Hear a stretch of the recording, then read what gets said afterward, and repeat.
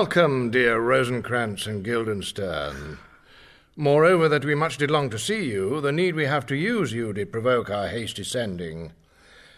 Something have you heard of Hamlet's transformation, so call it, sith neither the exterior nor the inward man resembles that it was. What it should be, more than his father's death that thus hath put him so much from the understanding of himself, I cannot dream of. I entreat you both that, being of so young days brought up with him, and sith so neighboured to his youth and haviour, that you vouchsafe your rest here in our court some little time, so by your companies to draw him on to pleasures, and to gather so much as from occasion you may glean, whether aught to us unknown afflicts him thus, that opened lies within our remedy. Good gentleman, he hath much talked of you, and sure I am, 2 men there are not living to whom he more adheres.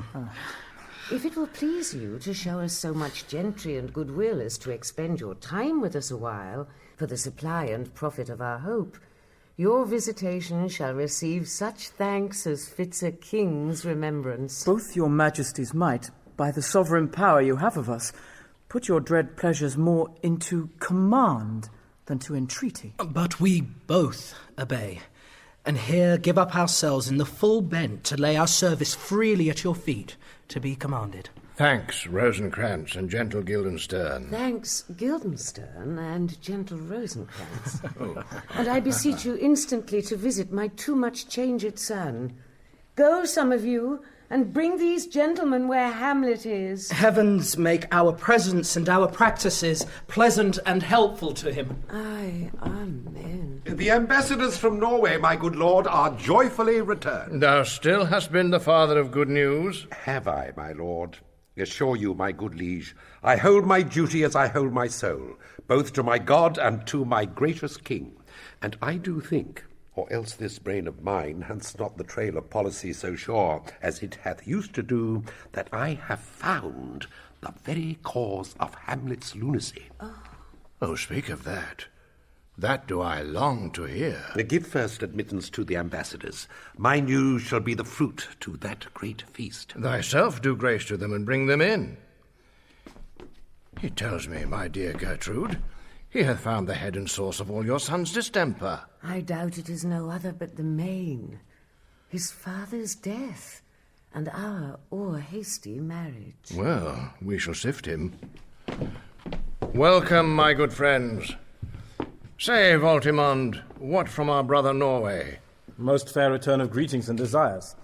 Upon our first, he sent out to suppress his nephew's levies, which to him appeared to be a preparation against the Polack, but better looked into, he truly found it was against your highness, where it grieved that so his sickness, age, and impotence was falsely borne in hand, sends out arrests on Fortinbras, which he in brief obeys, receives rebuke from Norway, and in fine, makes vow before his uncle never more to give the essay of arms against your majesty.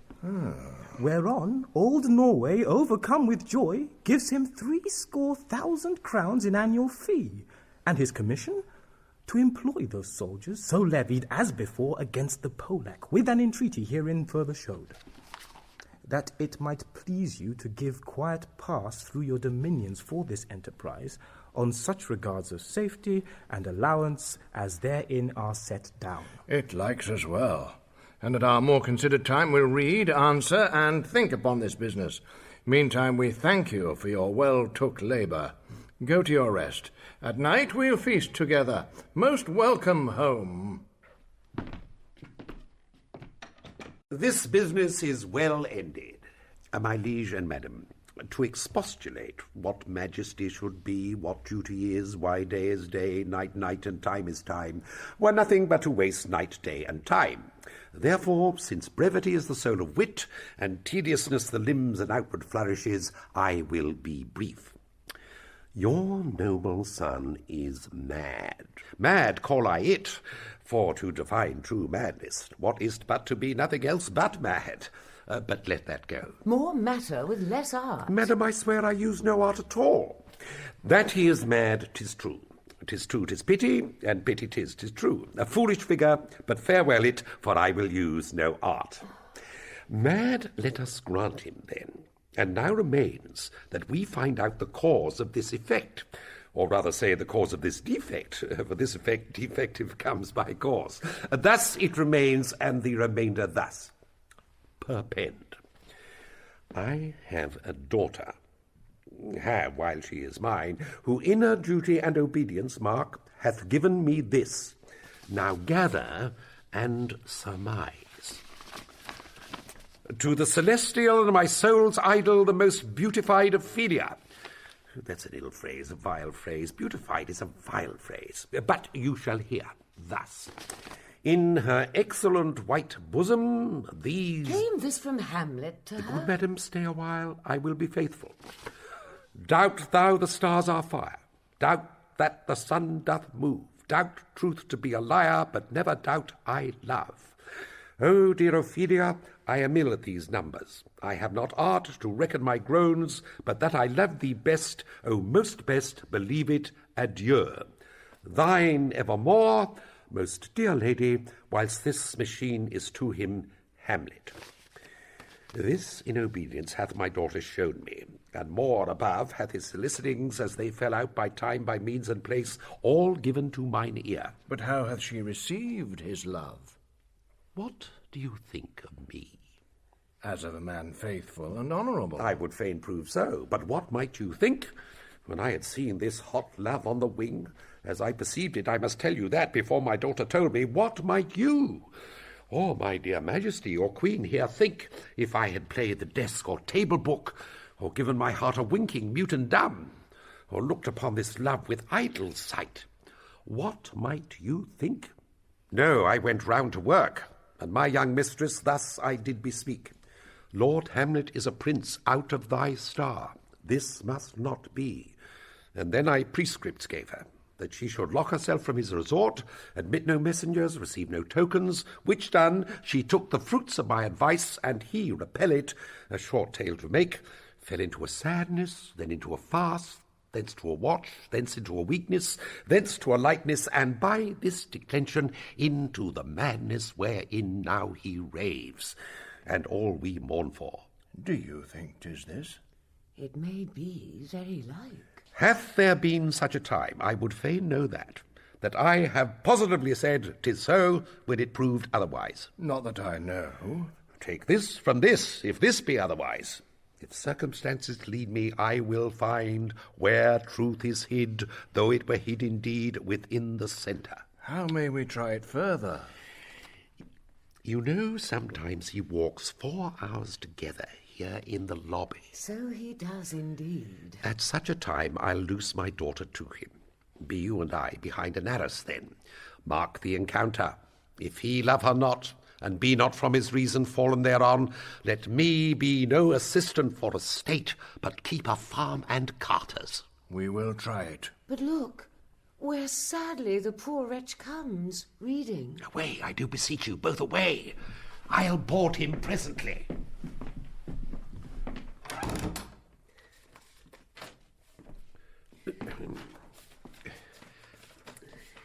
Oh, give me leave.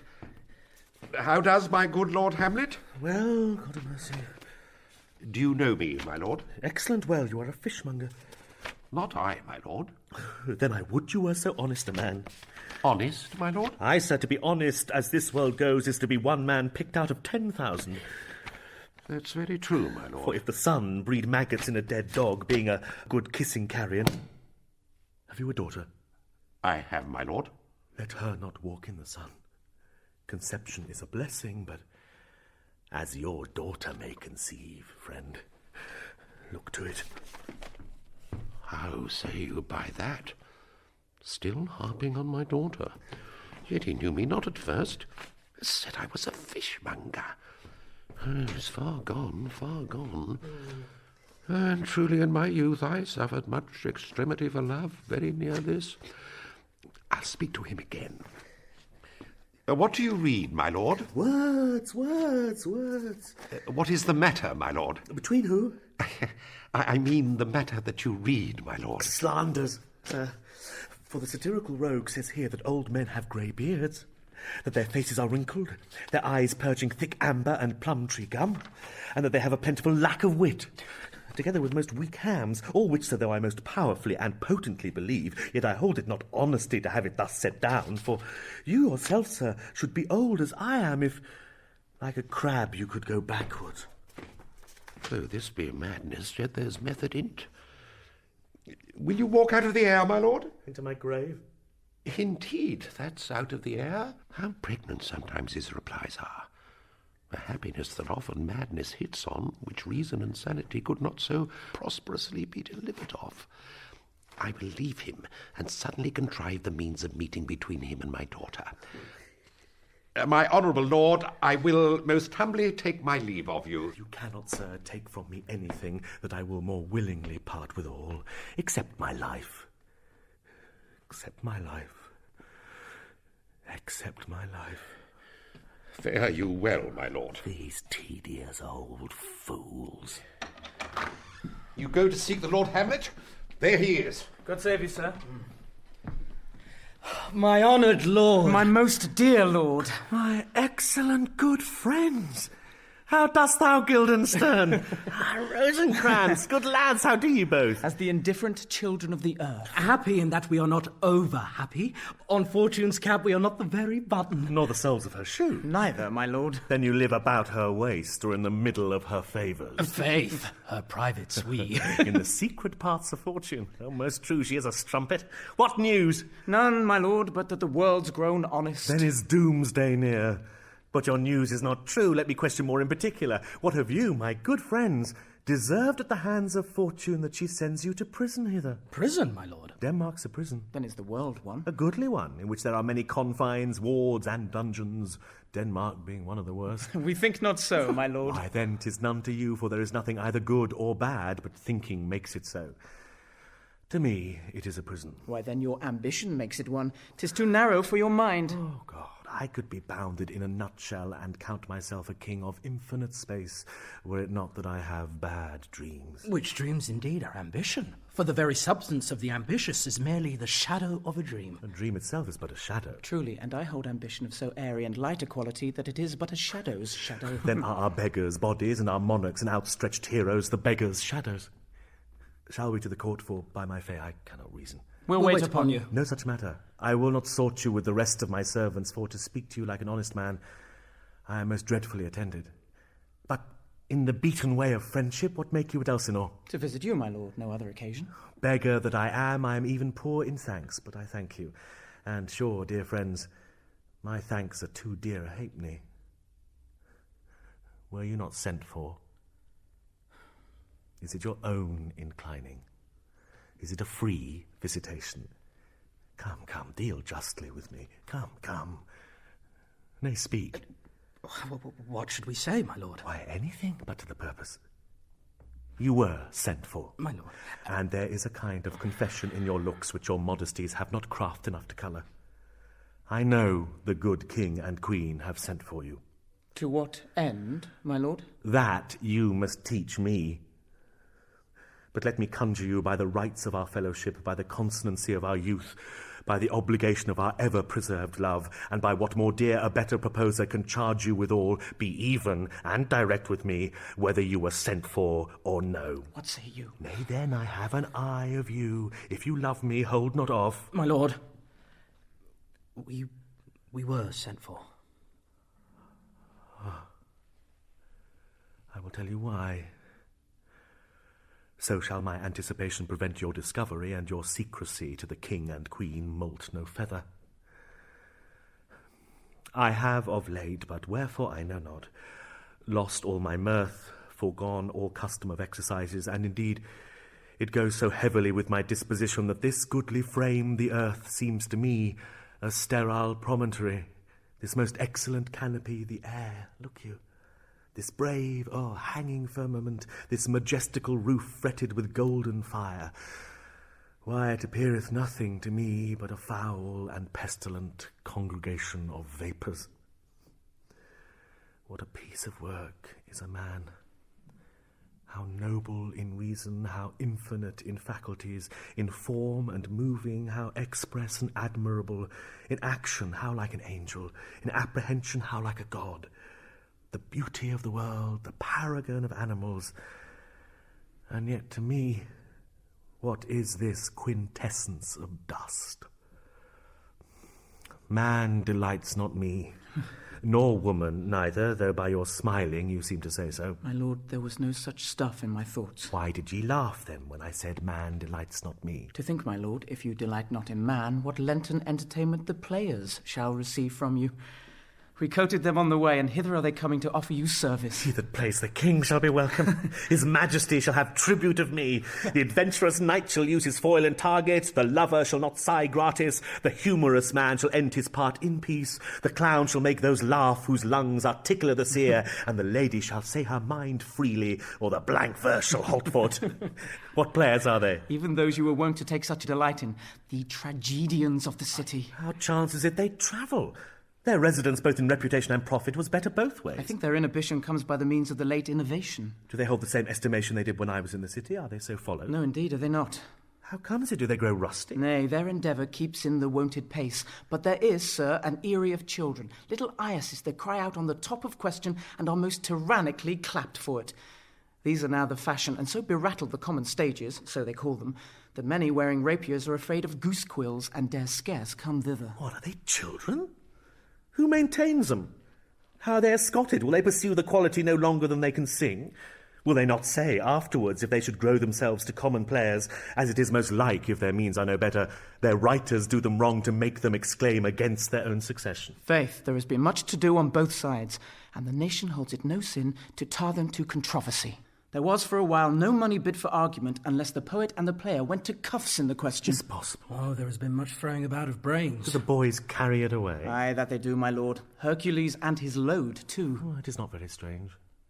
For my uncle is king of Denmark, and those that would make mouths at him while my father lived give 20, 40, 50, 100 ducats apiece for his picture in little. Splat, there is something in this more than natural, if philosophy could find it out. There are the players. Gentlemen, you are welcome to Elsinore. Your hands. Come then. The appurtenance of welcome is fashion and ceremony. Let me comply with you in this garb, lest my extent to the players, which I tell you must show fairly outwards, should more appear like entertainment than yours. You are welcome. But my uncle, father, and aunt, mother are deceived. In what, my dear lord? I am but mad north-northwest. When the wind is southerly, I know a hawk from a handsaw. Well be with you, gentlemen. Hark you, Guildenstern, and you too, at each era hearer. That great baby you see there is not yet out of his swaddling clouds. Happily, he is the second time come to them, for they say an old man is twice a child. I will prophesy he comes to tell me of the players. Mark it. You say right, sir. A Monday morning 'twas then indeed. My lord, I have news to tell you. My lord, I have news to tell you. When Rossius was an actor in Rome... The actors are come hither, my lord. Buzz, buzz! Upon my honour. Then came each actor on his ass. The best actors in the world, either for tragedy, comedy, history, pastoral, pastoral comical, historical pastoral, tragical historical, tragical comical, historical pastoral, scene individable or poem unlimited. Seneca cannot be too heavy, nor Plautus too light. For the law of writ and the liberty, these are the only men. Oh, Jephthah, judge of Israel, what a treasure hadst thou! What treasure had he, my lord? Why, one fair daughter, and no more, the which he loved passing well. Still on my daughter. Am I not in the right, old Jephthah? If you call me Jephthah, my lord, I have a daughter that I love passing well. Nay, that follows not. What follows then, my lord? Why, as by lot God wot. And then, you know, it came to pass as most like it was. The first row of the pious chanson will show you more, for look where my abridgment comes. You are welcome, masters! Welcome all, I'm glad to see thee well. Welcome, good friends! Oh, old friend, why thy face is valiant since I saw thee last. Comest thou to beard me in Denmark? What, my young lady and mistress? My lady, your ladyship is nearer to heaven than when I saw you last by the altitude of a shop-in. Pray God your voice, like a piece of uncurrent gold, be not cracked within the ring.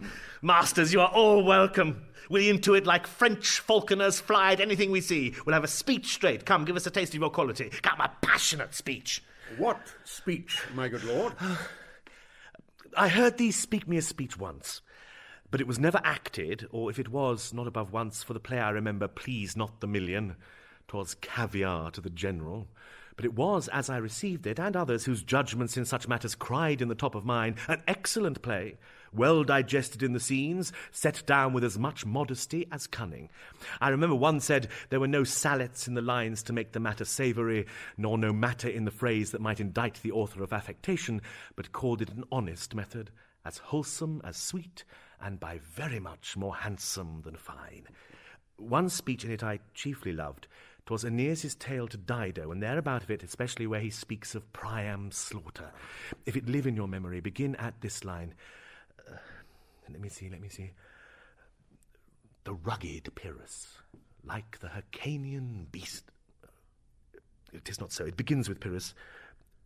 The rugged Pyrrhus, he whose sable arms, black as his purpose, did the night resemble, when he lay couched in the ominous horse, hath now this dread and black complexion smeared with heraldry more dismal.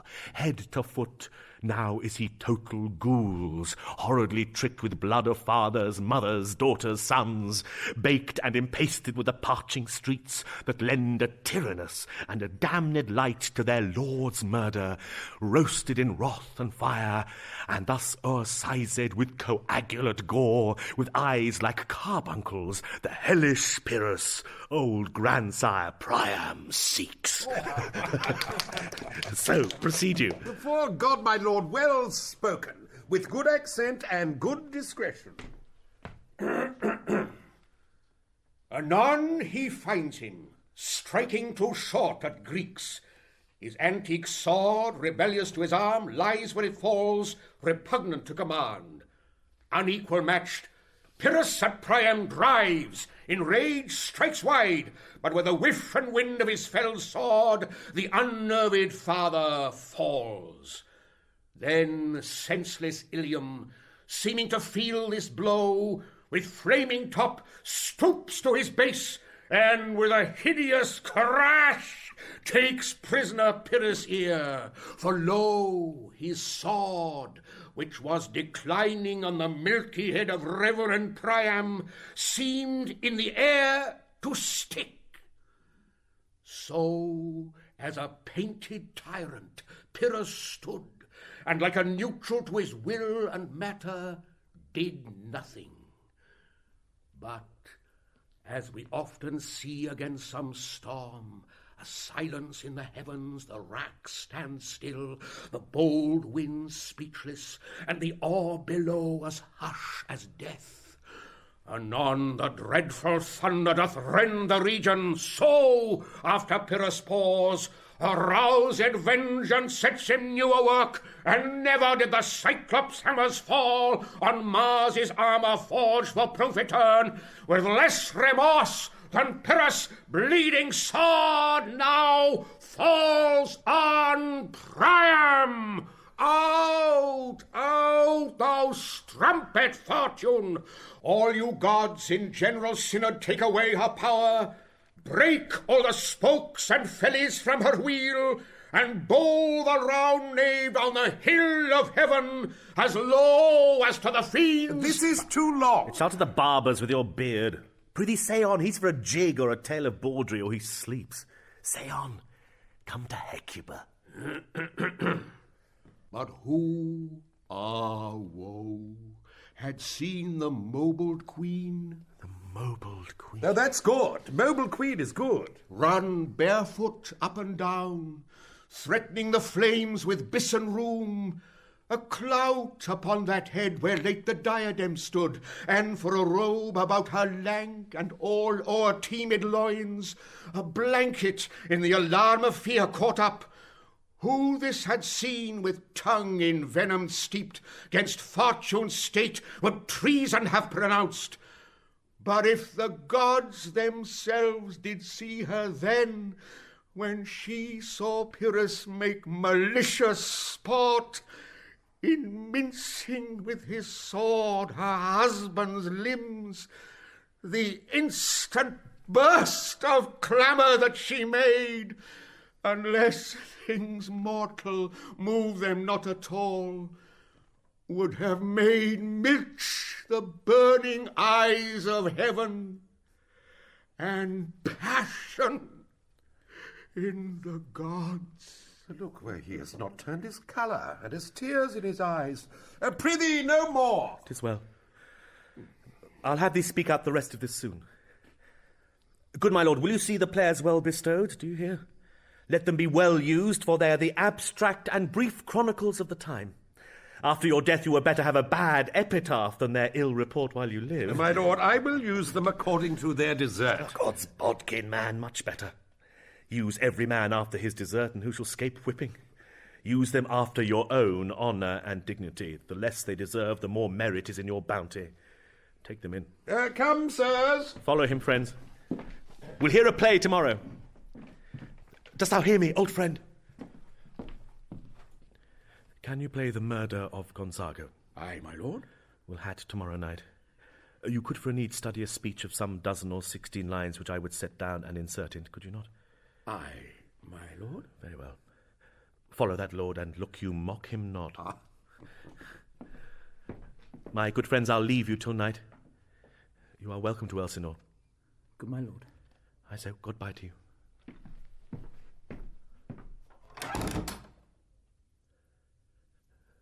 Now I am alone. Oh, what a rogue and peasant slave am I. Is it not monstrous that this player here, but in a fiction, in a dream of passion, could force his soul so to his own conceit, that from her working all his visage wand, tears in his eyes, distraction in his aspect, a broken voice, and his whole function suiting with forms to his conceit, and all for nothing, for Hecuba. What's Hecuba to him, or he to Hecuba, that he should weep for her? What would he do had he the motive and the cue for passion that I have? He would drown the stage with tears, and cleave the general ear with horrid speech, make mad the guilty and appall the free, confound the ignorant and amaze indeed the very faculties of eyes and ears. Yet I, a dull and muddy-mettled rascal, peak like John a Dreams, unpregnant of my cause, and can say nothing, no, not for a king, upon whose property and most dear life a damned defeat was made. Am I a coward?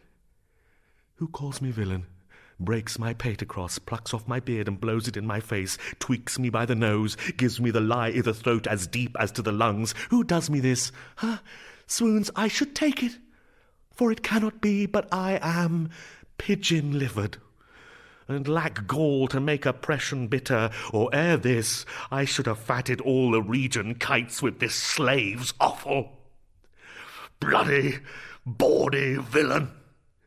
Remorseless, treacherous, lecherous, kindless villain! Oh, vengeance! Why, what an ass am I! This is most brave, that I, the son of a dear father murdered, prompted to my revenge by heaven and hell, must like a whore unpack my heart with words, and fall a-cursing like a very drab, a scullion, fire pont fort, about my brains. I have heard that guilty creatures, sitting at a play, have by the very cunning of the scene been struck so to the soul that presently they have proclaimed their malefactions. For murder, though it have no tongue, will speak with most miraculous organ. I'll have these players play something like the murder of my father before mine uncle. I'll observe his looks, I'll tempt him to the quick. If it do blench, I know my cause. The spirit that I have seen may be a devil, and the devil hath power to assume a pleasing shape, yea, and perhaps, out of my weakness and my melancholy, as he is very potent with such spirits, abuses me to damn me. I'll have grounds more relative than this. The play's the thing, wherein I'll catch the conscience of the king.